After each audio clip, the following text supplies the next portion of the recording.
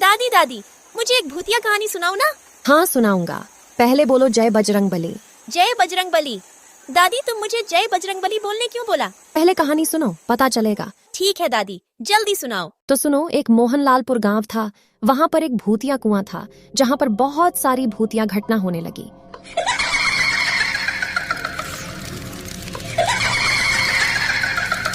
एक दिन विमला नाम के औरत काम से घर आ रहा था और उसे बहुत लेट हो गया था उसे दिन।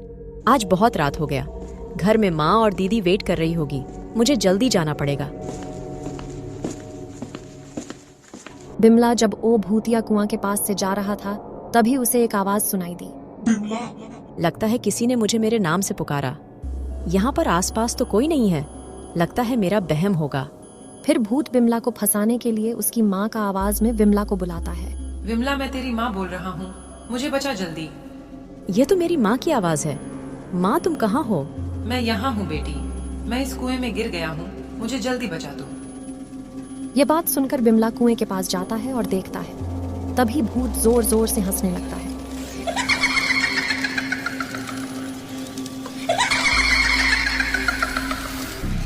और उसकी भूतिया शक्ति से बिमला को कुएं के अंदर खींच लेता है।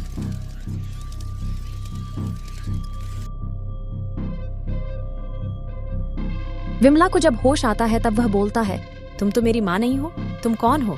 मैं हूँ इस मोहनलालपुर का भूत। तुझे क्या लगा तेरी माँ है? भूत मुझे छोड़ दो। भूत में आपका क्या बिगाड़ा है? तूने मेरा कुछ नहीं बिगाड़ा, पर मुझे तो भूख लगती है ना। आज मैं तेरा सर खाऊंगा, और वह भी कच्चा। मैं आपकी पैर पड़ता हूँ भूत, मुझे छोड़ दो। मैं तो तुझे नहीं छोड़ूंगा। तभी भूत कुएं के पास बना हुआ गुफा के अंदर जाता है। माँ, बिमला तो अभी भी घर नहीं आया। हाँ, अब तक तो आ जाना चाहिए था, तो एक बार देख कर आना रास्ते में, मुझे बहुत टेंशन हो रही है। हाँ माँ, मैं जल्दी जा रहा हूँ। तो विमला की बहन विमला को खोजने निकल जाती है और वह भूतिया कुएं के पास आ जाता है और देखता है कुएं के पास विमला की पर्स पड़ा है। ये तो मेरी दीदी का पर्स है ना? हाँ, यह तो मेरी दीदी का ही पर्स है। दीदी, दीदी, तुम कहाँ हो? मैं तुम्हें ढूंढने आया हूँ। तभी विमला उसकी बहन की आवाज सुनता है। दीदी, दीदी, तुम कहाँ हो? बहन, मैं इस कुएं के अंदर हूँ, यह भूत मुझे पकड़ लिया है, मुझे जल्दी बचा, नहीं तो ये मुझे खा लेगा। तभी विमला की बहन कुएं के अंदर देखता है। देख, तेरी बहन भी आ चुका है।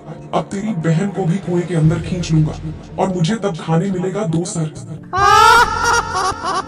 यह बात सुन के विमला उसकी बहन को बोलता है, बहन, तू यहाँ से भाग जा, नहीं तो ये भूत तेरे को भी अंदर खींच लगी। विमला की बात सुनकर उसकी बहन वहां से भाग जाता है।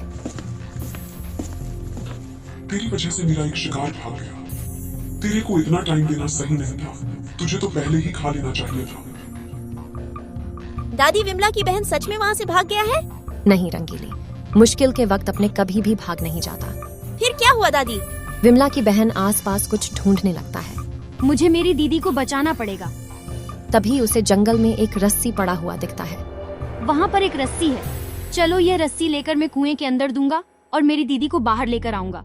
फिर विमला की बहन कुएं के पास आकर रस्सी कुएं के अंदर गिरा देता है और बोलता है, दीदी, ये रस्सी पकड़ के कुएं से ऊपर उठ जा। ठीक है बहन, मैं कोशिश करता हूँ। तुझे क्या लगा मैं तुझे ये रस्सी पकड़ के ऊपर जाने दूंगा? अब कुछ नहीं हो सकता बहन, ये भूत मुझे खा लेगी।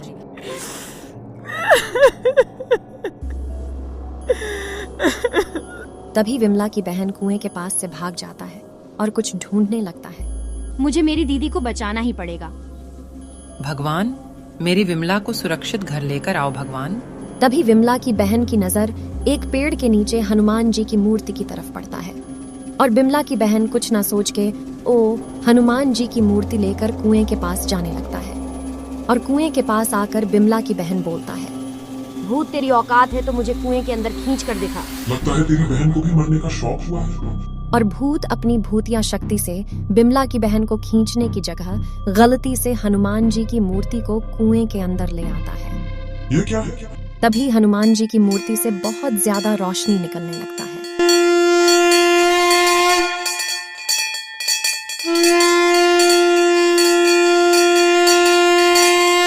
और भूत की शरीर में आग लग जाती है और भूत मर जाता है।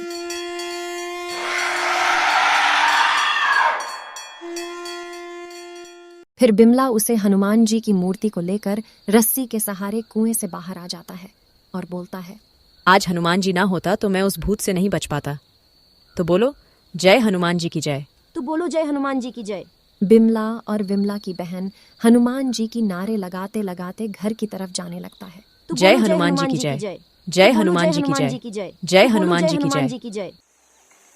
तो कैसी लगी कहानी? बहुत अच्छी दादी। अगर आपको भी यह कहानी थोड़ा सा भी अच्छा लगे तो चैनल को सब्सक्राइब करके और एक लाइक एंड कमेंट करना।